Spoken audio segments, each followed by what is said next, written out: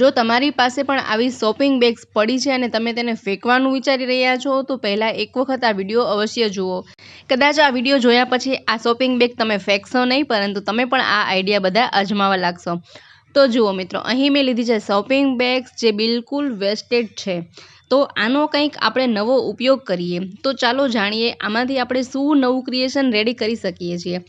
તો સૌથી પહેલાં આપણે આ નાની જીવ શોપિંગ બેગ છે તેનું આપણે ક્રિએશન કરીએ. તો જુઓ, અહીં મેં શોપિંગ બેગ લીધેલી છે. તેને આપણે પહેલાં ઊંધી કરી લેવાની છે, અવળી કરી લેવાની છે. જુઓ, આ રીતે જે રીતે તમે વિડીયોમાં જોઈ રહ્યા છો તે રીતે પહેલાં તેને આપણે ઉલટાવી દઈએ. આ રીતે સારી રીતે આ શોપિંગ બેગને ઉલટાવ્યા પછી તેને આપણે ફોલ્ડ કરવાની છે, વાળવાની છે.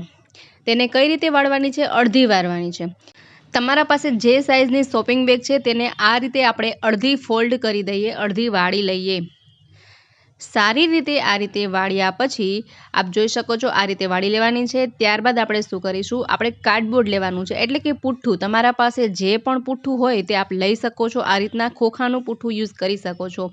અહીં મારી પાસે આ રીતનું વ્હાઇટ એક પુઠ્ઠું પડેલું છે તો તેનો હું ઉપયોગ કરી રહી છું. તેને આપણે અહીં આ રીતે લગાવવાનું છે. તો તે સાઇઝનું આપણે પુઠ્ઠું કાપીએ અને તેને આ રીતે આપણે લગાવી દઈએ.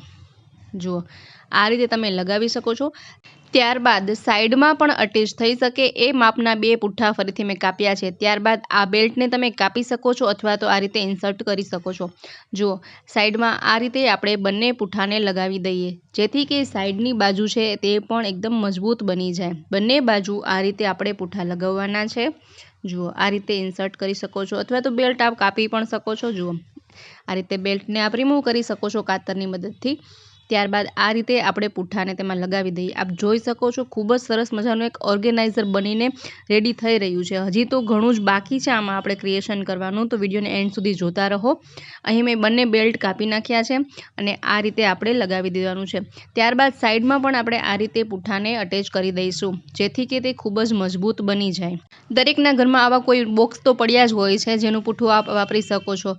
ત્યારબાદ આ બેલ્ટને આપ સાઈડમાં આ રીતે લગાવી શકો છો ઈચ્છો તો. મેં અહીં નથી લગાવ્યું. ત્યારબાદ આપણે આ જે પુઠ્ઠું આપણે વ્હાઇટ દેખાઈ રહ્યું છે તો તેને શું કરીશું? તેને આ રીતની જે બીજી કોઈ વેસ્ટેડ કોથળી હોય તેમાં આ રીતે આપણે રેપ કરી દઈશું અને તેને આ રીતે લગાવી દઈશું, જેથી કે બંનેનો કલર સેમ થઈ જાય, જેથી કે આ ઓર્ગેનાઇઝરનો બોટમ પાર્ટ પણ સેમ કલરનો લાગે.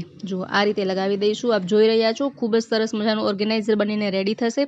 ત્યારબાદ તમે તમારી મુજબ તેને ડેકોરેટ કરી શકો છો. અહીં મારી પાસે આ રીતે ફ્લાવર છે, તેને હું આ રીતે ડેકોરેટ કરી રહી છું, ગ્લુની મદદથી લગાવી રહી છું. તમે તમારી પાસે જે પણ હોય, મોતી હોય કે પણ જે ડેકોરેટરને સામાન હોય ને તેને આપ લગાવી શકો છો. ત્યારબાદ મારી પાસે અહીં સાડીની લેસ પટ્ટી જે આવે છે ને એ છે, તેને હું પણ અહીં લગાવી રહી છું. આ લેસ પટ્ટીને આપણે આ રીતે લગાવી દઈશું. સિલાઈ ન લગાવી શકો તો આ રીતે સ્ટેપલરથી પણ આપ લગાવી શકો છો.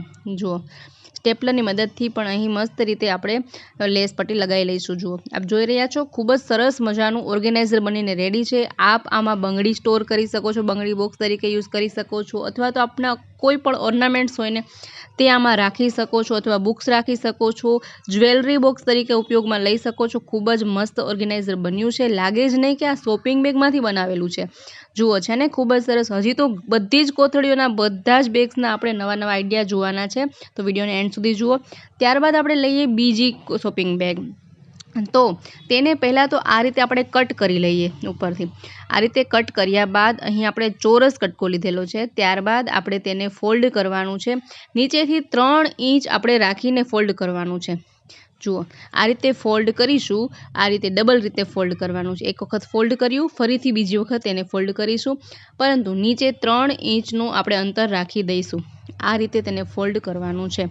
જેમ વિડીયોમાં તમે જોઈ રહ્યા છો ને સેમ એ જ પ્રોસેસથી આપ બનાવશો ને તો સેમ ટુ સેમ એ જ રીતના ઓર્ગેનાઇઝ બનવાના છે. જુઓ, ત્યારબાદ તેને આ રીતે ફોલ્ડ કરી લઈએ. આ રીતે ફોલ્ડ કર્યા બાદ તેને આ રીતે ફરીથી ઉલટું કરી લઈએ, ફરી તેને ફોલ્ડ કરી લઈએ અને ત્યારબાદ આ જે 3 ઇંચના ખૂણા રહી ગયા છે ને તેને આ રીતે અંદરની સાઈડ આપણે ફોલ્ડ કરી દેવાના છે. જુઓ, આ રીતે ફોલ્ડ કરી ફરી તેને સવડું કરી લઈએ. જુઓ, આપ જોઈ શકો છો ખૂબ જ સરસ ઓર્ગેનાઇઝર બનીને રેડી છે આપની પાસે. જુઓ, હવે આમાં પણ તમે પુઠ્ઠાને અટેચ કરી શકો છો. આ આઈડિયા એ માટે છે કે જો શોપિંગ બેગ પાતળી હોય, જેનું કાપડ જે થીક ના હોય, મટીરિયલ થીક ના હોય, તે માટે આપણે આ યુઝ કરી શકીએ આઈડિયા. જુઓ ત્યારબાદ આ રીતે આપ તેમાં કાર્ડબોર્ડ એટલે કે પૂઠું આપ ઇન્સર્ટ કરી શકો છો. જુઓ ખૂબ જ સરસ મજાનું ઓર્ગેનાઇઝર બનીને રેડી થશે. આ બુક સ્ટોર કરવા માટેનું ઓર્ગેનાઇઝર આપણે રેડી કર્યું છે. ત્યારબાદ ઈચ્છો તો આ રીતે આપ બેલ્ટ લગાવી શકો છો, નહીંતર બેલ્ટ વગર પણ રાખી શકો છો, તમારી મરજી. જુઓ આ રીતે આપ બુક સ્ટોર કરી શકો છો. બાળકોના વાંચવાનું જે ટેબલ હોય છે તેના પર આ રીતે રાખી દો ઓર્ગેનાઇઝર બનાવીને, તેમાં બુક્સ બધી રાખી દો. ખૂબ જ સુંદર એક ઓર્ગેનાઇઝર બનીને રેડી થશે. ત્યારબાદ આ મીઠાઈની થેલી મેં લીધેલી છે. આપણે જ્યારે મીઠાઈ ખરીદીએ તો એમાં આ રીતનું એક થેલી આવતી હોય છે. તો આ બેગ્સનો આપણે કઈ રીતે ઉપયોગ કરીશું? જુઓ આ ખૂબ નાની એવી થેલી છે. તેને પહેલાં આપણે ઊંધી કરી લઈએ, બરાબર. ઊંધી કર્યા બાદ તેને અડધી ફોલ્ડ કરીએ. જુઓ પહેલાં આ નાની શોપિંગ બેગને આપણે અવળી કરી લઈએ, ત્યારબાદ તેને અડધી ફોલ્ડ કરી લઈએ એટલે કે વાળી લઈએ. આપ જુઓ છો જ્યાં પકડવાનું હેન્ડલ છે ને ત્યાં સુધી તેને ફોલ્ડ નથી કરવાની, તેના થોડા અંતર સુધી ફોલ્ડ કરવાની છે. જુઓ આ રીતે આપણે ફોલ્ડ કરી લઈએ. આપ જોઈ શકો છો અહીં આપણી પાસે 2 પાર્ટવાળું એક નાનું બેગ રેડી થઈ ગયું છે. ત્યાર પછી આપણે શું કરીશું કે આપણે આ રીતે તેમાં પણ પૂઠું એટલે કાર્ડબોર્ડ આપણે ઇન્સર્ટ કરી દઈશું. જે વધારાનો પાર્ટ છે તેને કટ કરી લઈએ. જુઓ ત્યારબાદ અહીં આપણે સિલાઈ લગાવી શકીએ છીએ અથવા તો સ્ટેપલરથી આ રીતે સ્ટેપલ કરી લઈએ. આપ જોઈ રહ્યા છો સ્ટેપલર લગાવવાથી આપણે સિલાઈ કરવાની જરૂર નથી રહેતી. હમણાં બતાવું છું કઈ રીતનું બેગ તૈયાર થશે. જુઓ આ રીતે સ્ટેપલ કર્યા બાદ આપ આનો કંઈ પણ રીતે ઉપયોગ કરી શકો છો. જુઓ અહીં આપણી પાસે 2 પાર્ટવાળું નાનું શોપિંગ બેગ રેડી થઈ ગયું છે. આમાં તમે તમારા ડોક્યુમેન્ટ્સ એટલે કે આધાર કાર્ડ, પાન કાર્ડ, ચૂંટણી કાર્ડ બધું જ સાચવીને રાખી શકો છો અને કબાટમાં મૂકી શકો છો. નાનું એવું સરસ મજાનું બેગ અહીં રેડી થઈ ગયું છે. તો મિત્રો આમાંથી તમને કયા આઈડિયા પસંદ આવ્યા મને કમેન્ટ બોક્સમાં જરૂરથી જણાવજો. આઈ હોપ આ વિડીયો તમને જરૂરથી યુઝફુલ રહ્યો હશે અને પસંદ પણ આવ્યો જ હશે. વિડીયો પસંદ આવ્યો હોય તો વિડીયોને લાઇક કરો, શેર કરો અને આવા જ અવનવા વિડીયોઝ જોવા માટે અમારી ચેનલને સબસ્ક્રાઈબ કરો.